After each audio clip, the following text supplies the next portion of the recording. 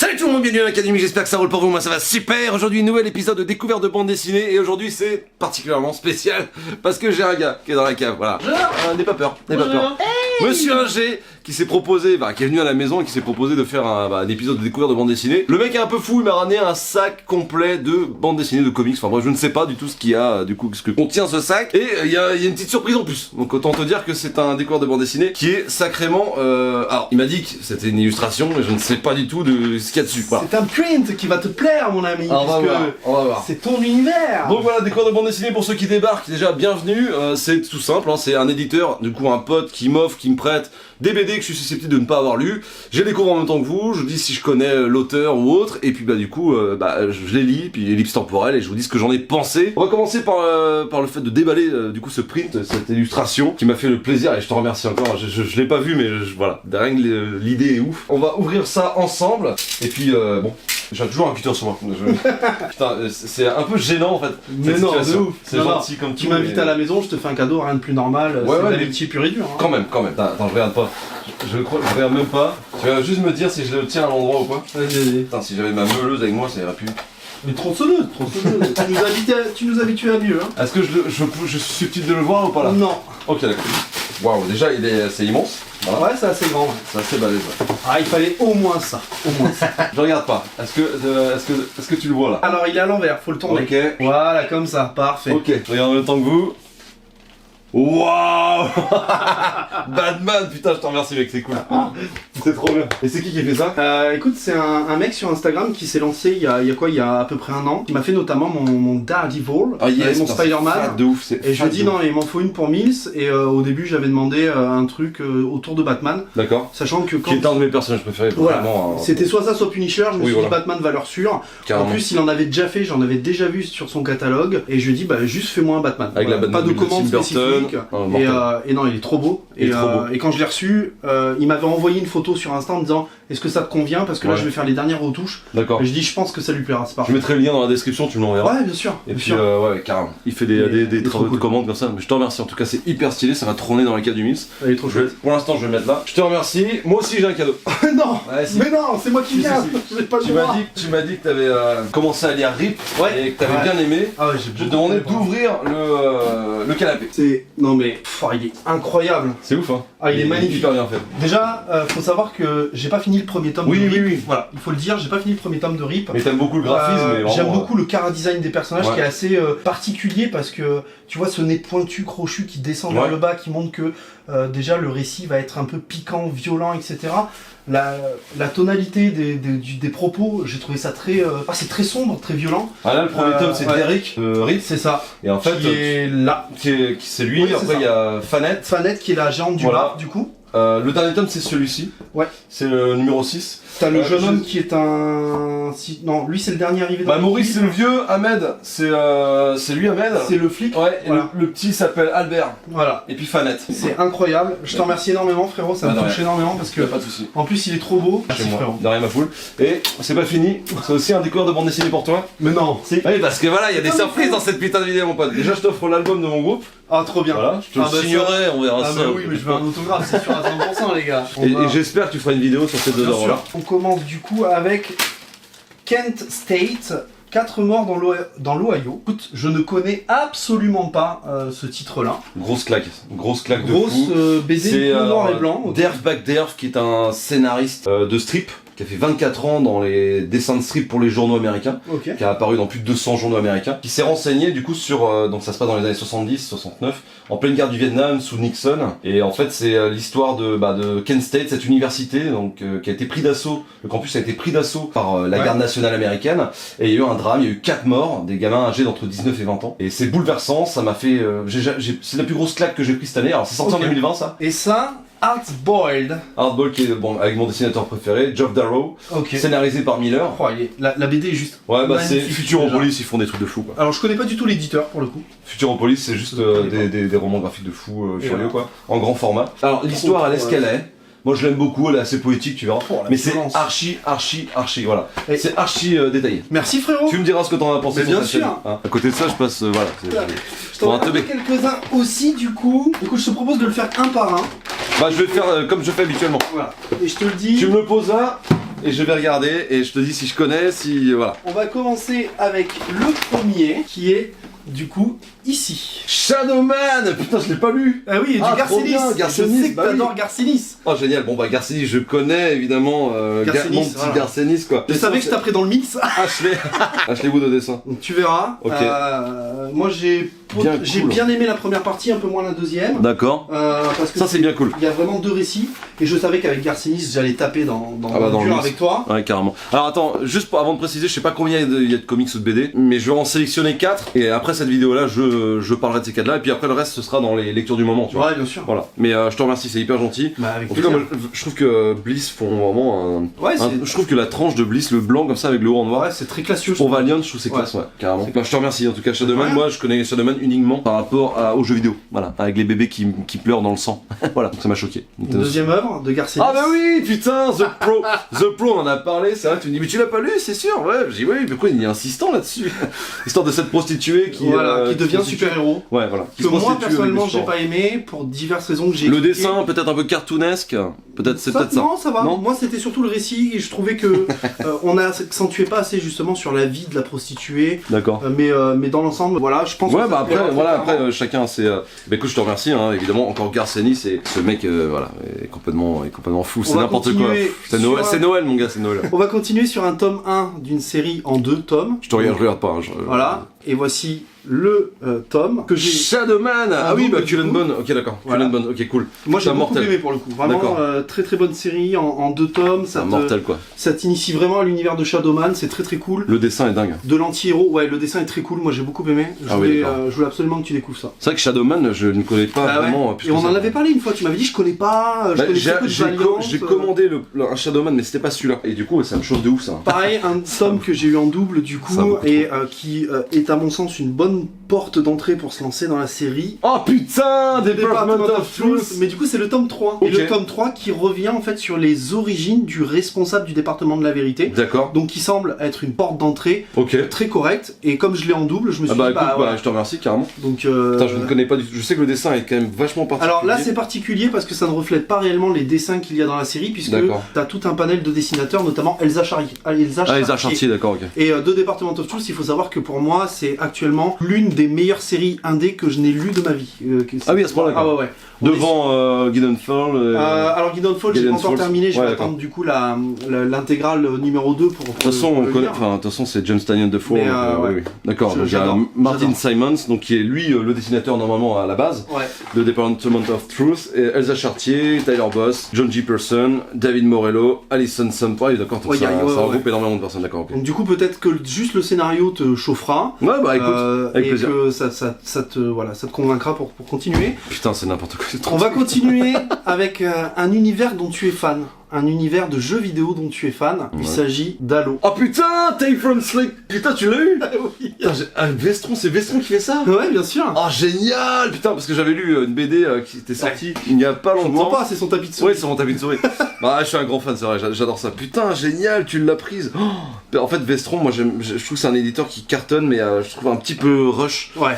Et du coup, c'est du souple. Ouais. Et du coup, Je trouve que bah, le livre objet est pas très attirant. ouais, voilà, c'est un peu petit, c'est un peu souple, c'est un petit peu, tu vois.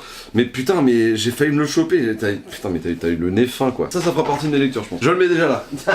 On va continuer avec de la BD cette fois, mais de la BD science-fiction. Donc je sais que je Oh. tape aussi dans le dur. Oui. Avec le premier tome de White Sand. Putain, je ne connais pas Que du tout. j'ai découvert il y a très récemment. Grave Zeppelin. Voilà. Ouais. Grave Et je Zeppelin. me suis dit, c'est en 3 tomes normalement. Ok, d'accord. Et c'est un univers adapté d'un univers d'un roman, hein, donc c'est solide, etc. Putain, c'est très lumineux, quoi, j'adore. Ouais, ouais. Bah, Vraiment, je et suis certain Le que ça te plaira. découpage est fou. C'est hyper lumineux, regardez ça. Le découpage n'est pas scolaire du tout. À aucun non, moment, non. il est vraiment tout est taillé en slice.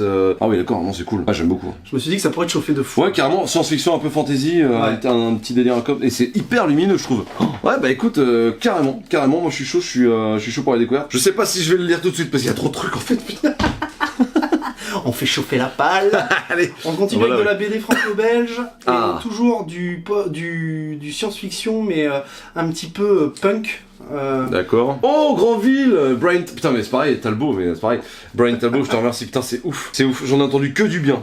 C'est un récit complet, et j'aime beaucoup le dessin. Ouais, très franco-belge avec des couleurs comme ça assez chatoyantes. J'aime beaucoup son style. Apparemment, c'est l'une des meilleures portes d'entrée pour rentrer avec Brian Talbot. C'était très cool, moi j'ai beaucoup Delirium, superbe édition par contre. Vraiment, on est sur quelque chose de. Et bah, tu sais quoi, celui-là avec Halo, c'est sûr que je vais le. Ouais, je vais me les faire. Encore plus que 2, c'est énorme. Et le dernier, petite BD, strip, je sais pas trop, qui nous parle notamment de post-apo également. D'accord. Je te laisse découvrir. Je ne connais pas du tout. Donc c'est édité chez Dargo, ça. D'accord. Ah, j'aime beaucoup le dessin, j'aime beaucoup le dessin. Un des dessins vraiment à l'européenne, avec vraiment un... Le format est un peu petit, c'est un peu bizarre. J'aime beaucoup le papier. J'aime beaucoup le papier mat, comme ça, un peu canson. Moi, j'ai pas du tout aimé pour le coup. C'est une des œuvres que j'ai pas aimé. D'accord. Parce que c'est trop pulp en termes de couleurs. J'ai trouvé ça un peu violent pour pas grand chose. Ouais. Mais je sais que toi, l'univers post-apo, c'est ton univers. Ah oui, complètement, oui. Science-fiction, etc. Et ça réunit à peu près tous les critères que tu peux aimer. D'accord. Donc je pense qu'il y a moyen que ça te plaise. Ouais. Putain, bah écoute, je te remercie grandement. Et bah écoute, je vais prendre cette œuvre-là. Alors je vais sélectionner. Alors je veux quand même que je prenne un Garcenis quand même. Le choix va être dur. Hein. Chaud, là. Donc je vais me lire, grâce à un G. Tale from Slate Pace de chez Vestron, Halo donc, puis The Plot, pardon. The Plot, c'est parce que on a fait la vidéo The Plot ensemble. Et puis ensuite les Soroctones de Erwan Surcouf, premier tome de chez Dargo. Ça me chauffe de ouf. En plus c'est CNL, enfin bref, le Centre National du Livre. Donc ça peut être vraiment cool ça. Et puis Grandville de Brian Talbot. Bon en tout cas voilà. Tu kifferas. Je vais me lire ça et puis de toute manière la suite de la vidéo ce sera ma critique. Mais avant de se quitter, je te remercie. Moi aussi. Je te remercie ma poule. Vraiment trop cool. T'es un boss. C'est trop. En fait c'est beaucoup trop en fait. Voilà. Il y a trop d'amour dans cette putain de vidéo. Et nous on se retrouve tout de suite. Bon, et bien nous voilà 3 semaines plus tard, un G a quitté la maison et du coup, on a passé un excellent moment, je pense que vous avez compris, on va refaire des choses ensemble, c'est personne que je tiens à remercier encore une fois, c'est vraiment une belle personne dans la vie, et comme sur sa chaîne en fait, tu sens que le mec, il est totalement humain, d'une gentillesse absolue, bref, on va arrêter la fellation, là où il est un peu moins cool, c'est les œuvres qu'il m'a envoyées. C'est les œuvres qu'il m'a envoyées parce qu'il y a du très bon, du bon et du très mauvais. Voilà, on va commencer par le très bon, hein, parce que vous le savez sur la chaîne, on n'est pas là, on n'est pas amer, voilà, on va peut-être se calmer, le monde est assez amer comme ça, donc on va commencer par le positif et puis on finira par le négatif. Donc vous pourrez quitter à ce moment-là la vidéo si vous sentez que ça s'envenime un petit peu trop. Évidemment, avant de partir, vous likez, commentez et partagez. Et on commence avec Grandville de Brian Talbot, sorti chez Delirium pour 22€. C'est sorti le 3 février, il me semble, en France. C'est une histoire complète, mais c'est un tome 1 également. De quoi ça parle Grandville? Ça parle de The Brock, qui est cet inspecteur de police qui va enquêter. C'est un blaireau, hein, c'est anthropomorphe, hein, ça déjà je pense que vous l'aurez compris. Voilà, tout simplement. C'est un inspecteur qui va inspecter, tout simplement, c'est un peu son boulot, hein. C'est comme les chercheurs, ils cherchent, mon pote, comme les maçons, ils maçonnent, voilà. Et bien en fait, ce mec-là va inspecter, va faire une enquête sur une série de meurtres, voilà. Et il va, à force de gratter un petit peu, remonter dans les plus hautes sphères qu'il y ait. C'est une histoire qui est palpitante, c'est une histoire anthropomorphique, anachronique également, parce qu'on parle beaucoup de l'ancienne histoire de France et d'Angleterre, et pas pour rien, puisqu'en fait, The Grandville, c'est Paris, tout simplement. C'est Paris qui serait devenue la plus grande ville du monde, la ville la plus puissante, le pays le plus puissant, parce qu'on aurait colonisé l'Angleterre, et il y a même un pont entre l'Angleterre et la France qui, en plus de ça, est référencé, hein. Vous allez voir qu'à la fin, cette postface est complètement complète, hein. On t'explique qu'en fait, c'était dans un projet de faire un pont, enfin bref, c'est de la folie. Donc cette histoire est assez basique, hein. L'histoire, le déroulement, tout ça, cette enquête qui a un début, une recherche, une conclusion. C'est pas là-dedans que je me suis éclaté. Je me suis éclaté véritablement dans les textes, parce que cet inspecteur The Brock là est vraiment quelqu'un de badass. Je le compare un petit peu à un Bruce Willis, tu vois, de bourre-pif dans la tronche. Sauf que là, il tue en fait. C'est vraiment un personnage vraiment très noir en fait, noir. Le Brock là de Scotland Yard, c'est vraiment un personnage sombre, et c'est sanglant, voilà, ça n'y va pas avec le dos de la cuillère. J'ai beaucoup aimé cet aspect très adulte qu'il y a avec ces animaux. Alors vous allez voir qu'évidemment il y a un nuancier politique dans ce genre d'œuvre, parce que faut arrêter de dire que les œuvres ne sont pas politiques. Évidemment il y a un artiste derrière, évidemment que les œuvres sont politiques, c'est comme un album, c'est comme un film, c'est comme tout en fait, ça raconte quelque chose et l'artiste nous donne sa vision du monde, ou du moins de son histoire, pour évidemment que ça résonne en nous, de façon politique. Bon là, sur le nuancier politique, on est clairement du côté des rouges, on est à gauche, et du coup ça soulève beaucoup de points comme points sociaux en fait, comme le racisme, les puissants qui ont tout pouvoir sur les pauvres, et puis en fait au final les puissants qui rigolent en voyant les pauvres qui se foutent sur la gueule, quoi. C'est toujours un petit peu d'actualité, on va pas se mentir. Donc j'ai trouvé ça très fort, c'est très bien renseigné, ça utilise, évidemment ça va chercher dans les fables françaises et anglaises, ça va dans les vieilles illustrations, dans les publicités, dans les tableaux, les œuvres d'art anglaises et françaises du coup. Et moi j'ai trouvé ça génial. Il y a même des références à la BD franco-belge parce qu'à un moment parce qu'il n'y a pas que des anthropomorphes, on y voit aussi des personnages avec un petit chapeau teinté de rouge comme ça. Évidemment Spirou est là. Bécassine aussi, enfin bref, il y a beaucoup de références comme ça, c'est ultra bien amené, hyper bien référencé, et c'est un plaisir absolu parce que forcément, nous en tant que Français, on a ces références-là, voilà. Et c'est une histoire dramatique, c'est une histoire avec du fond, donc vraiment c'est une grosse claque en termes d'histoire. Pour le dessin, au début j'étais pas chaud, parce que j'ai trouvé ça un petit peu... Ouais, je sais pas comment expliquer. Pas pâteau, parce que ce serait décrédibiliser un peu le dessin, mais vraiment on est sur une œuvre qui, pour moi, graphiquement, à la base, n'est pas incroyable, n'est pas magnifique. Alors, il fait tout, hein, il fait absolument tout, à part la couleur. Il me semble que la couleur est faite par quelqu'un d'autre, Jordan Smith, page 32 à 104, voilà, donc il s'est fait aider. La couleur est sympa, voilà, le chara design des personnages aussi, y a pas de problème, c'est bien caractérisé et compagnie. J'ai trouvé ça complètement fou, voilà, j'ai trouvé que le dessin était vraiment très joli, la mise en page, elle est très belle, il y a quelques petites idées comme ça, mais c'est pas non plus ce qui m'a subjugué. J'aime beaucoup le trait, en fait je trouve que c'est vrai, ça lui appartient, ça lui est totalement propre, mais c'est pas le truc qui m'a le plus choqué. C'est bien représenté, c'est bien dessiné, voilà, ça fait largement le café. Vraiment j'ai adoré cette œuvre pour ce que ça racontait, pour évidemment les multi sous-lectures qu'il y a, et le dessin, voilà, il se met au service du récit, et pour moi c'est amplement suffisant, donc pour moi c'est un gros coup de cœur. Ensuite, j'ai pris The Pro qui est sorti chez Akileos, qui coûte 16€ et qui est sorti le 9 novembre 2022. The Pro qui est scénarisé par Garcenis, c'est Amanda Conner qui est au crayonné, et l'ancrage est de Jimmy Palmiotti et la couleur de Paul Mounts. De quoi ça parle déjà? La préface, incroyable préface, qui nous explique simplement que il y a Garcenis, écoute-moi bien, Garcenis dans un bar, en train de boire de la bière. Déjà voilà, ça y est, c'est bon, hein, tu sens que ça a du Garcenis intelligence. Donc évidemment c'est un peu comme ça que ça s'est passé, je vous laisserai lire la préface, mais ça vaut le coup d'œil, vraiment, moi j'aime beaucoup avoir ce genre d'anecdote, je trouve ça génial. Donc c'est l'histoire de cette nénette qui va tout simplement, qui est prostituée, et qui a un enfant, qui galère un petit peu, qui est un petit peu désinvolte, tu vois, t'as cette sensation que sa vie lui échappe. Elle a un gamin et tu sens que ça l'a fait chier d'avoir un gamin. Voilà, c'est triste, c'est horrible de dire ça, on est sur du Garcenis, un peu proche de tout ce qu'il peut y avoir comme récit dans Punisher Max de Barracuda. Donc partie du principe que c'est pas quelque chose d'ultra cérébral, hein. On est clairement sur quelque chose pour rigoler, hein. Faut être assez ouvert parce qu'il y a 2-3 trucs, je t'explique même pas. Bon, c'est bien en dessous de la ceinture, hein, ça a encore parlé de l'oignon cette affaire. Je préfère vous prévenir. Mais j'ai adoré, voilà, tout simplement. On y va de toute manière de façon dégressive, hein. J'ai préféré Granville. Rien à voir, hein. The Pro, j'adore. Mais c'est pour des délires un peu plus adolescents, hein. Donc cette meuf là, elle est désabusée, elle a un gamin, elle se fait un peu chier. Et un jour, et je vous en dirai pas beaucoup plus, il y a des aliens des extraterrestres qui se disent tiens mais attends, on va voir ce que ça fait de mettre des pouvoirs à une meuf comme ça. Pouf, ils lui mettent des pouvoirs et un matin elle se réveille, elle vole. Donc forcément elle vole, donc elle va être rapprochée par une équipe de super-héros. Et tu sens qu'elle en a un peu rien à péter, qu'elle se rend pas bien compte de ce qu'imposent des grands pouvoirs, et elle s'en fout un petit peu des grandes responsabilités, tu vois. Et c'est tout, ça s'arrête là, elle fait de la merde, elle fait des conneries, c'est à mourir de rire, il y a des situations absolues. Alors évidemment c'est des caricatures de plusieurs héros, Wonder Woman, Superman, Green Lantern et compagnie. C'est à se pisser dessus, voilà, clairement. Je rigole pas souvent dans mon pieu, mais là j'étais mort de rire. Ma femme dormait à côté, je me suis dit est-ce que je vais le lire en bas, parce que si ça continue à être con comme ça, c'est pas possible. Je vous donne un exemple incroyable avec le pseudo Green Lantern. Le mec alors je vous le dis juste, le mec il a une bague qui lui donne ses pouvoirs, et un jour il y a un terroriste qui mitraille dans tous les sens, et il y a une balle qui lui coupe le doigt, sauf que lui il est en l'air. Du coup la bague est plus tenue à son corps, quoi. Et du coup il tombe, quoi, et il meurt comme ça. C'est tout. D'imaginer le truc. C'est clairement un truc. Bah, c'est Garth Ennis, donc ça me fait clairement penser à The Boys. Il y a marqué un gros macaron commercial, évidemment. Mais moi, c'est un truc vraiment, c'est le genre d'humour, bah, ça me fait, mais je suis mort de rire.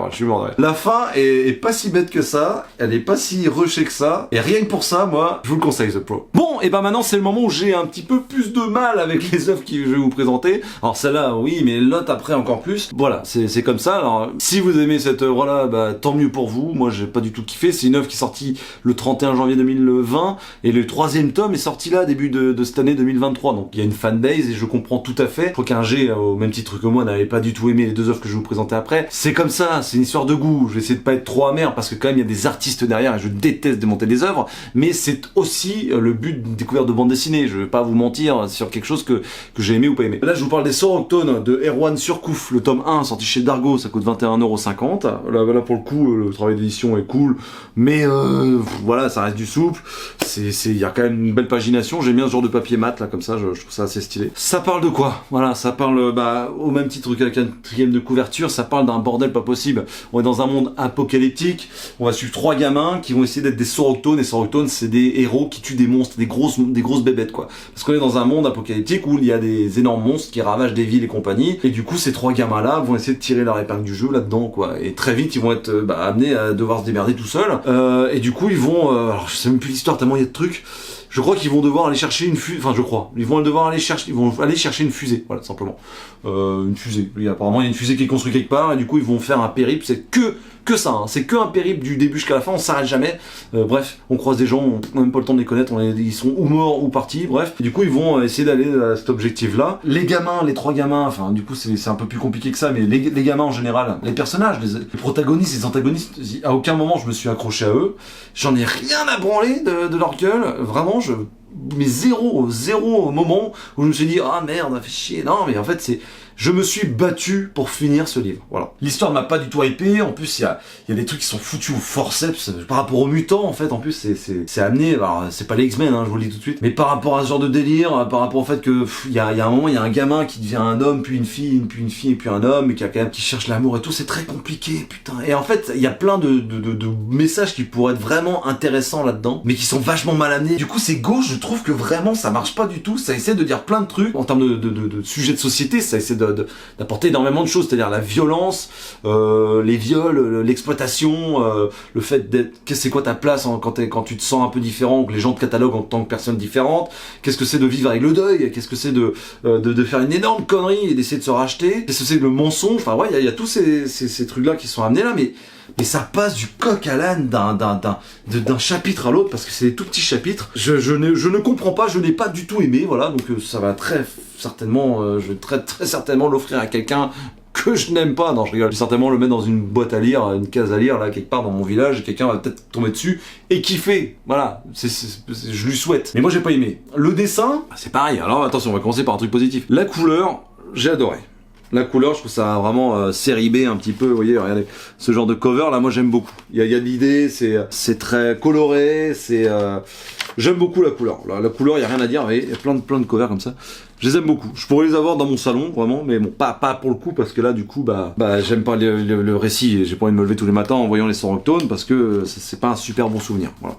Et encore une fois, vous aimez, tant mieux. Là, bon, la couleur est magnifique, mais, ouais, la mise en page, déjà, bon, ça essaye 2-3 trucs de temps en temps, tu vois, mais sur un format aussi petit, en plus de ça, sur du souple, bon, bah, j'aime bien le papier, hein, mais voilà, tu peux pas faire grand chose parce que c'est quand même assez petit, c'est très carré, hein, au pire, t'as l'impression que tu peux mettre 4 cases en fait. On est loin du gaufrier, mais le dessin est très minimaliste. Alors au début, je me suis dit que ça allait me plaire, mais en fait, il y a des trucs, c'est juste pas possible, quoi. Regardez-moi le gamin là, il a une tête de poisson mort. Les bestioles, c'est pareil, je voulais quelque chose d'assez grandiloquent et tout. On est sur une ligne claire, on est sur un des fois tout juste travail de couleur et c'est pas mon délire. Voilà, c'est pas mon délire. Est-ce que il faut mettre ça dans la main des enfants? Moi, je mettrais pas ça dans la main de mes gamins parce que ça raconte beaucoup trop de choses et ça prend pas du tout son temps alors qu'il y aurait tellement eu moyen de faire un vrai bouquin qui raconte un truc bien spécifique et je pense que cet auteur, il doit avoir fait plein d'autres choses et je lui souhaite d'avoir été plus concis, plus objectif sur certains trucs. Il a son avis, encore une fois c'est politique,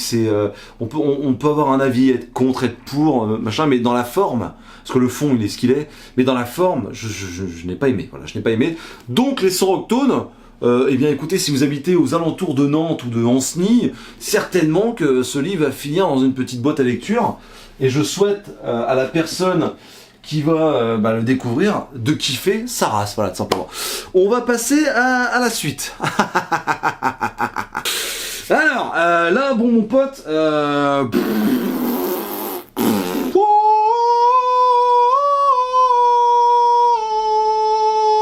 Voilà, j'en attendais énormément parce que bordel de merde, Dark Horse, Xbox, 343 Industries, John 117, toi-même tu sais, j'ai les bouquins de Halo quelque part, j'ai tous les Halo dans toutes les versions différentes. Je te mens pas, hein, regardez-moi ça. J'ai même racheté ça sur Xbox Series X. Voilà, j'ai tout le Master Chief Collection, j'ai même des éditions collector, évidemment. On en est là, on a des éditions collector. Mon fils aîné, bon je vous dirai pas comment il s'appelle, mais j'étais à deux doigts de l'appeler John 117, hein, quelque part. Ou Grunt, mais ma femme était pas pour. C'est Vestron qui a amené ça en France, en 2022, il me semble, quelque chose comme ça. Enfin, j'ai pas fait de recherche, je vous avoue. C'était sorti chez Dark Horse, en collaboration avec Xbox 343 Industries, tu vois. Pour la petite histoire, un Bungie avant, voilà, faisait des miracles, et puis depuis que 343 Industries est arrivé, il y a plein de puristes qui se disent que c'est devenu de la merde et que c'est de pire en pire et compagnie. Je suis pas loin de le penser, hein, mais au moins, ça a eu le mérite d'exister. C'est sorti en 2022, donc certainement pour la sortie d'Halo Infinite, il y avait certainement un délire qui était en collaboration avec, machin, bref. Mes couilles sur la commode, mon pote. Déjà, Vestron, le format, je suis désolé les gars, mais je dis pas que c'est mal imprimé et que ça a pas de gueule. Loin de là. Punaise, c'est tout petit quoi. Et c'est ultra cher, je sais pas combien ça coûte. 18 balles 95. Voilà. Moi clairement, hein, je vais pas vous mentir, c'est éminemment le prix qui m'a toujours empêché d'acheter du Vestron. Voilà. Et les licences, je suis pas très fan des Power Rangers, pas très fan de... Si Godzilla, ça va, ça pourrait le faire. Pas très fan des licences, G.I. Joe, enfin, voilà, c'est pas trop mon délire. Mais là, pour le coup, putain, quand un G, il me l'a offert, j'étais en mode, mais trop bien, putain, trop bien. Halo, toute ma jeunesse, j'ai rencontré une bonne partie de mes amis d'enfance grâce au Warhammer et à Halo. On a soudé des relations d'amitié qui durent toujours, et d'ailleurs, je vous embrasse, les gars, si vous passez par là, je vous aime, grâce à cette licence de Halo. J'avais lu récemment, et je vous avais fait une petite story, j'avais même pas fait une vidéo sur la chaîne tellement j'ai envie de vomir ma propre race avec Halo sorti chez Malabook. Je l'avais vendu 4 €. Écoute-moi bien, 4 € je l'avais vendu. Une purge absolue, dessin pourri, le Master Chief qui avait été complètement violé dans cette histoire, aucun enjeu, nul. Je me rappelle même pas de l'histoire, je suis même pas sûr d'avoir fini. Une catastrophe. Et je me suis dit, punaise, Halo, Vestron, tu vois, il y a moyen, je feuillete un peu, et j'ai pas fait gaffe, mais tu feuilletes, regardez-moi ça, comme c'est stylé. Mais c'est stylé pas tout le temps, mon gars, en fait. C'est pas tout le temps le même dessinateur, c'est pas tout le temps le même scénariste, s'il vous plaît. Si vous êtes fan de Halo, dites-moi ce que vous en avez pensé. La dernière histoire a un peu plus de gueule. Sur Cortana, là, Cortana qui est une intelligence artificielle de première génération, il me semble. Il y a du lore à Halo. Halo, c'est une grande partie de ma vie. De jeux, d'heures de jeu, de LAN, de compétition avec les copains. J'ai acheté ma première Xbox, dis-toi bien, Halo était dessus, c'est pour ça que j'ai acheté la première Xbox. Mon pote Quentin, je suis allé chez lui, comme d'habitude, je suis allé chez lui, il avait eu la Xbox première du nom, avec la grosse manette de malade là, qui ressemblait à un baby-foot. Voilà. Et ben, il avait commencé à jouer et je voyais Halo. Le premier image que j'ai eu de ma vie, c'est ce Master Chief là, dans un char Scorpion, avec des marines sur les côtés qui tiraient sur les Covenants et sur les grunts et sur, enfin, voilà, les grunts et les élites et tout quoi. Wouah! Là, mon cerveau, il a fait un tour. J'ai cassé les burnes de mes parents jusqu'à ce qu'ils me disent d'aller travailler et de me payer la moitié de la console et ils m'ont payé l'autre moitié.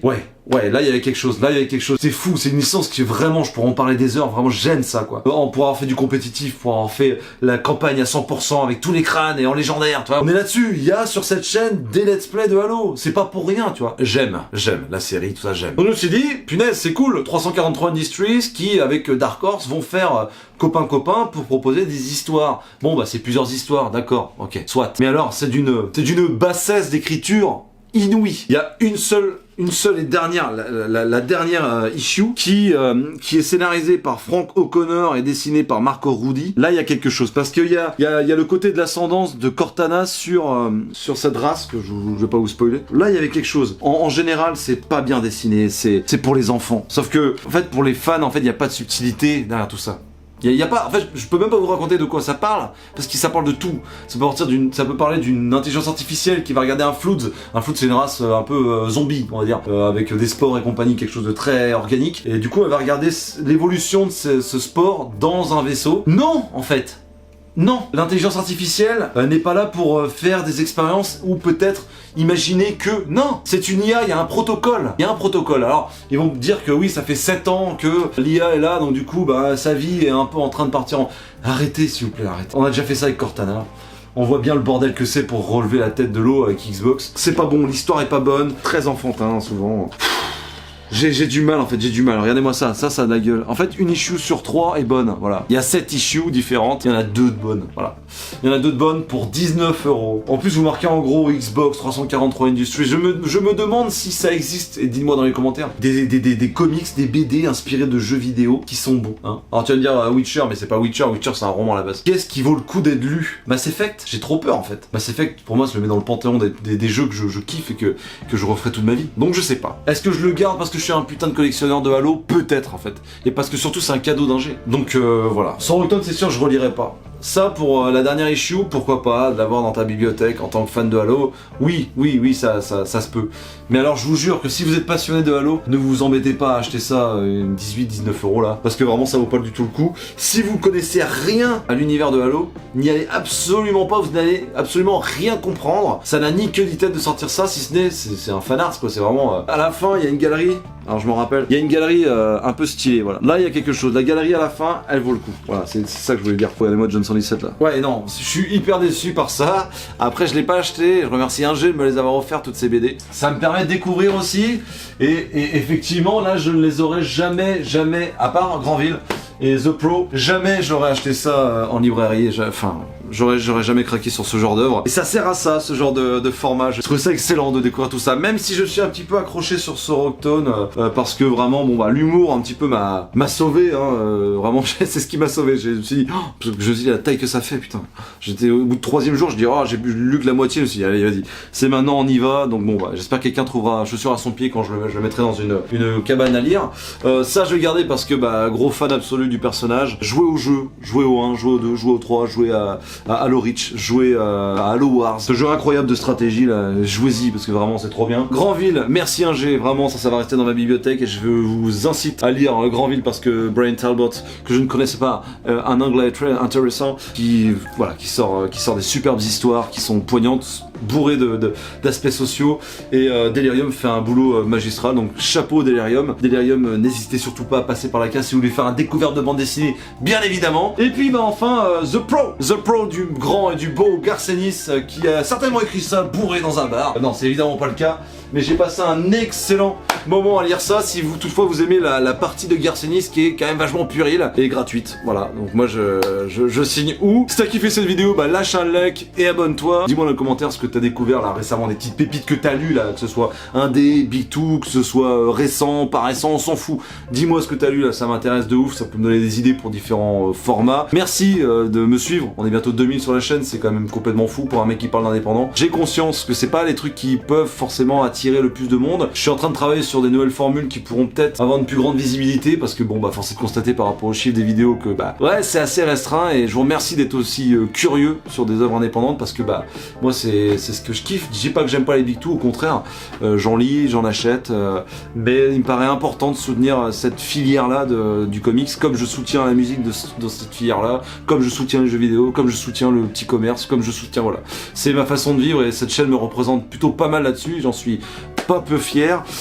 Suis-moi sur Insta, TikTok et Twitter et sur ce, moi je te fais d'énormes bises ma petite perruche. Prends soin de toi et à très bientôt dans la cave.